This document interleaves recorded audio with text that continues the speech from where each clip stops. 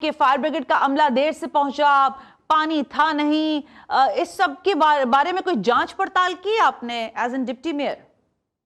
دیکھیں، ابھی وزیر اعلیٰ صاحب بھی آن دا اسپاٹ پہنچے تھے، ابھی اپنی وزٹ کی، متاثرہ خاندان سے ملاقات کی. یہ سب باتیں ہیں. پانی بھی اویلیبل تھا، فائر بریگیڈ کی فائر مین بھی وہاں موجود تھے، گاڑیاں بھی تھیں اور اسنیکر وغیرہ بھی آن دا اسپاٹ پہنچ چکی تھی. ابھی تک وہ کام کریں.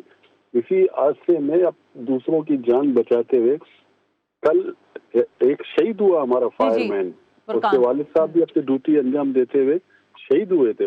پھر ان کو ڈیزیز کوٹے پہ رکھا. آج ان کی شہادت ہوئی. ابھی اس کے جنازہ پڑھ کے ہم یہاں آئے، سی ایم صاحب کے ساتھ آ رہے تھے وزٹ پہ آن دا اسپاٹ.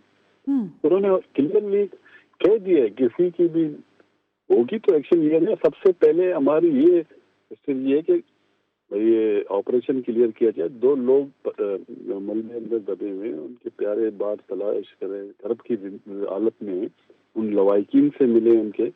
تو ہماری زیادہ تر ترجیح ہے کہ ہم یہ پروسیجر کو کمپلیٹ کر پھر اس کے بعد فیکٹس اینڈ فیگر پر انشاءاللہ کارروائی کی جائے گی.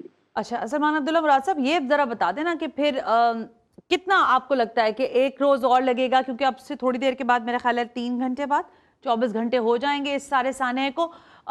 مزید 1 دن، 2 دن، 3 دن، کتنا ٹائم آپ سمجھتے ہیں کہ لگے گا؟ ایک سائڈ باقی کلیئر ہوگا، ایک سائڈ کلیئر رہتا ہے. اس کو ہمارے فائر ٹینڈرز کام کر رہے ہیں اور 112 122 کی ٹیمیں، ریسکیو ٹیمیں کام کر رہی ہیں. نیوی کے افسران وہاں موجود ہیں، سول ایویشن کے بھی ٹیم موجود ہے. تو ہم تمام کوشش لگے ہوئے ہیں کہ ہمیں یہ بہت بڑا ثانیہ ہے.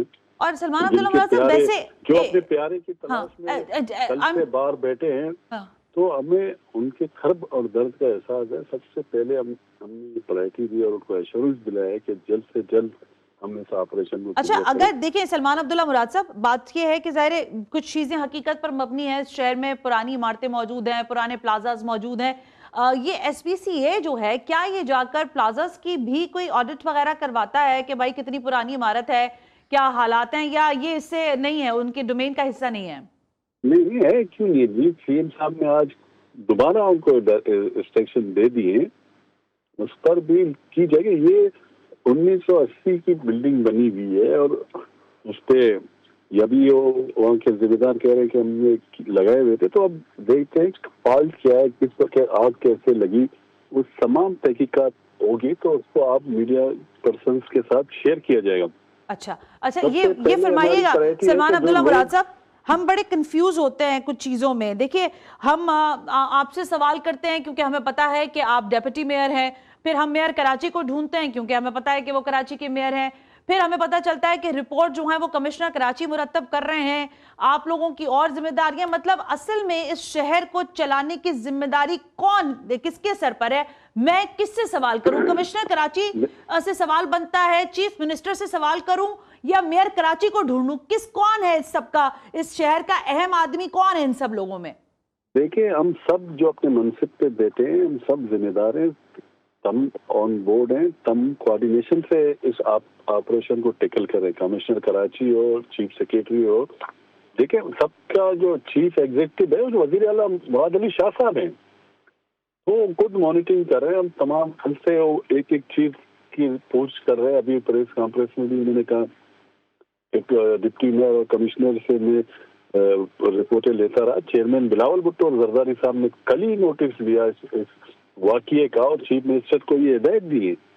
تو یہ نہیں کہ اچھا، ویسے سلمان عبداللہ مراد صاحب، یہ بھی میرا خیال ہے الزام ہی ہے شاید کہ جو اسنارکلز ہیں، کتنی ہیں؟ 134، اور اس میں سے صرف میرا خیال ہے 44 آپریشنل ہیں. نہیں، سب گاڑیاں، سوری، آگ بجھانے کی گاڑیاں. نہیں، ایسی بات نہیں ہے. پورے ساری آپریشنل ہیں؟ جی.